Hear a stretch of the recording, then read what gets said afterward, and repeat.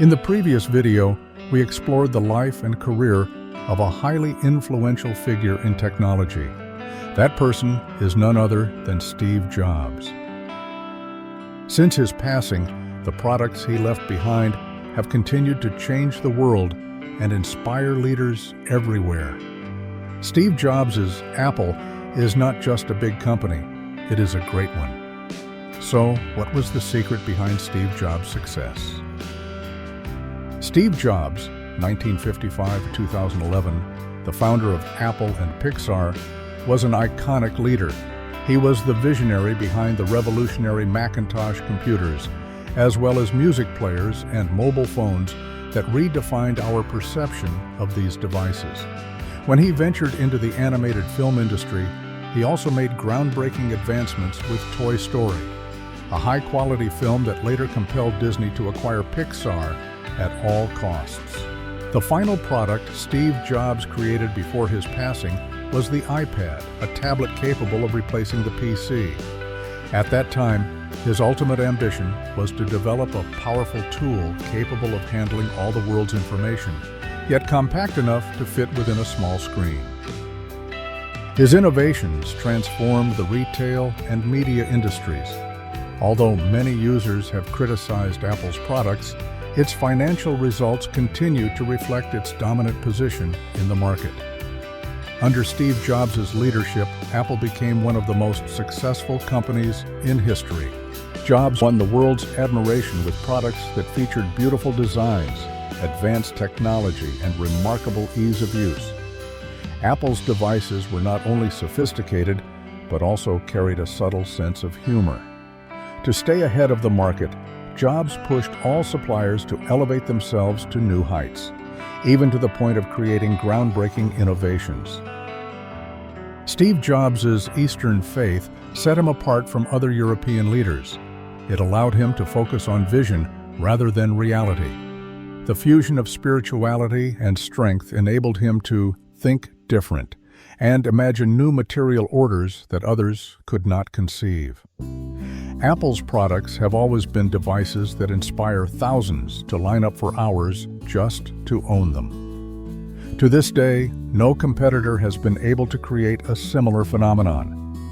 Below are 10 leadership lessons from Steve Jobs, as cited by Forbes from an article on Harvard Business Review titled "The Real Business Lessons from Steve Jobs" by Walter Isaacson. Simplify. Jobs expressed his love for simplicity through his own products. With an exceptional eye for aesthetics, he understood that the simpler something is, the more elegant, sophisticated, and timeless it becomes. The first device that highlighted his desire for minimalism was the iPod. This music player would gradually power off and automatically light up with just a simple slide, without any power button. Jobs developed highly complex software and pushed the device to the limits of its performance to handle all commands while keeping the user interface simple.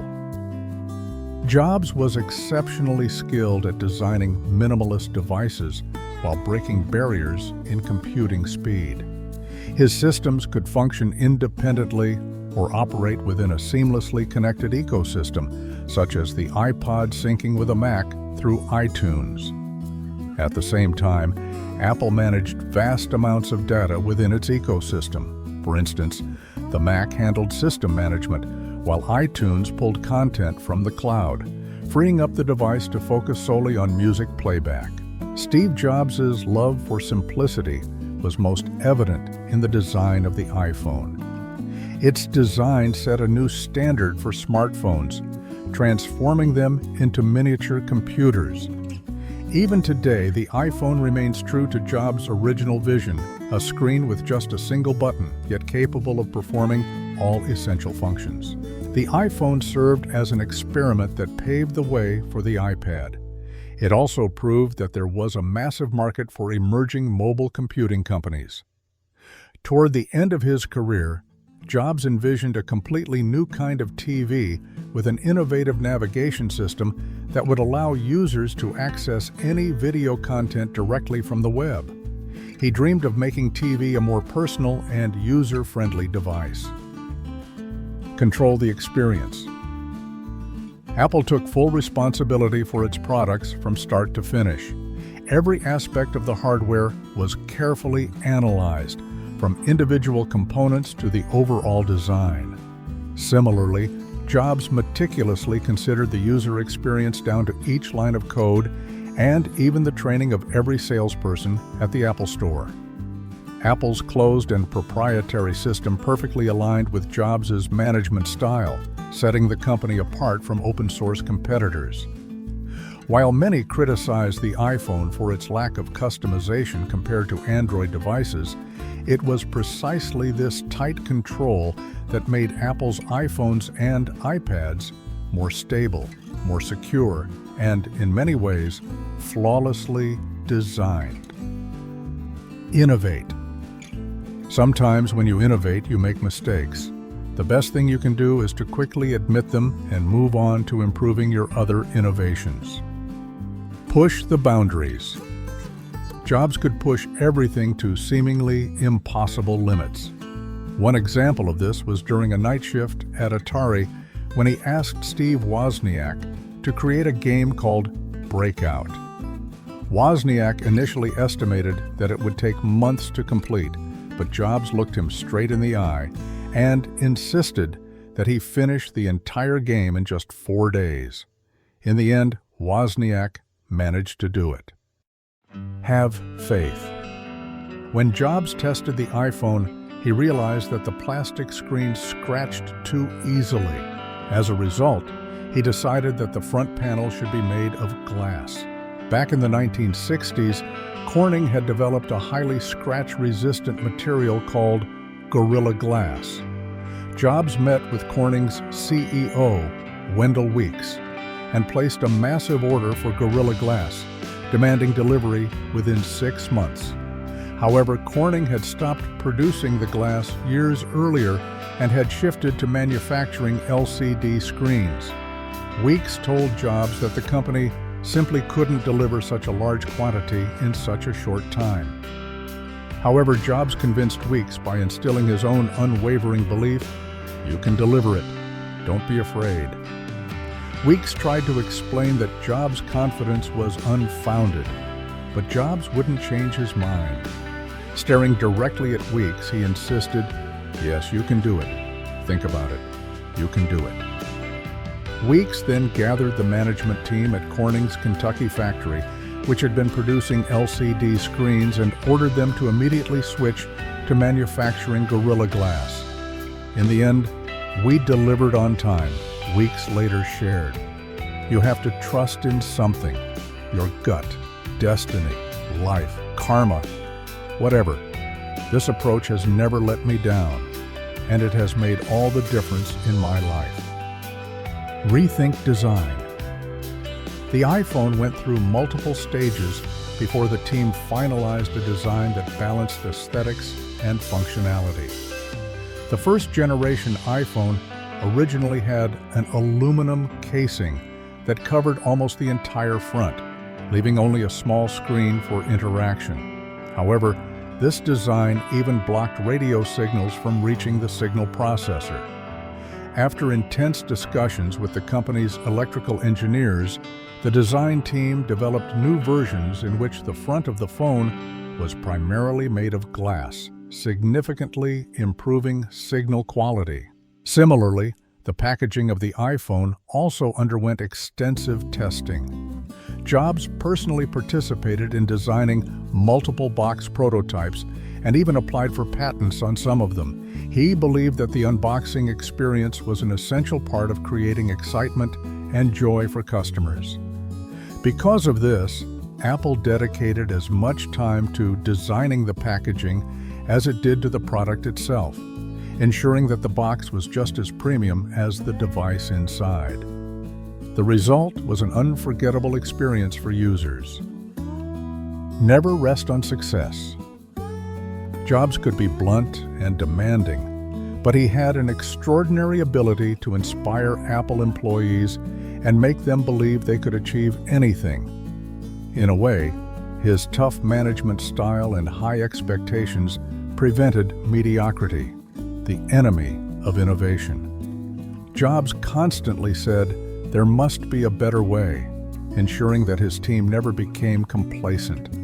This principle was key to Apple maintaining its dominance in an intensely competitive market. Apple rose from the brink of collapse to dominate the mobile market for nearly a decade. Along the way to the top, its competitors, including Research in Motion, RIM, Motorola, Sony, and HTC, seem to have been decisively defeated. Most companies in that position would start to ease up. CEOs and top executives would focus on gracing the covers of major magazines, increasing the company's visibility, and planning for their next big success. When the world worships you, it's tempting to step back from the chaos and take a break, especially after a decade of rebuilding a company. But Apple didn't do that. Instead, they dived headfirst into battles against Samsung and Google. Collaborate. Jobs believed that creativity emerged from spontaneous interactions.